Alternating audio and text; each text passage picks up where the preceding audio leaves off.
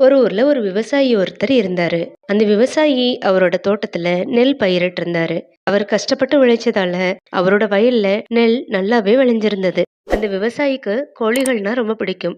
அதனால அவர் அவர் வீட்டுக்கு பின்னாடி சில கோழிகளையும் வளர்த்துட்டு வந்தாரு அந்த விவசாயி. சில நாட்களுக்கு பிறகு பக்கத்துல இருந்த காட்டுல இருந்து ஒரு நரி தினந்தோறும் அந்த விவசாயி வீட்டுக்கு வர ஆரம்பிச்சது. அந்த நரியோ தினந்தோறும் ஒரு கோழியை பிடிச்சு சாப்பிட்டுச்சு. இதனால அந்த விவசாயிக்கு ரொம்ப கோபம் வந்துடுச்சு அந்த நரி மேல. அந்த நரிய எப்படியாவது பிடிக்கணும்னு முடிவு பண்ணாரு அந்த விவசாயி.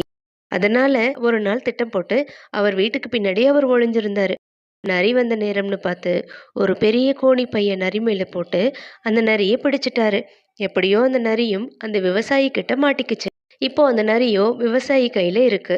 நரிய பிடிச்சாலும் அந்த விவசாயிக்கு அந்த நரி மேல உள்ள கோபம் குறையவே இல்ல. தான் ஆசாசியா வளர்த்த கோழிகளை இப்படி இந்த நரி சாப்பிட்டுடுச்சேன்னு அது மேல இன்னும் கோபம் அதிகமாயிக்கிட்டே இருந்தது.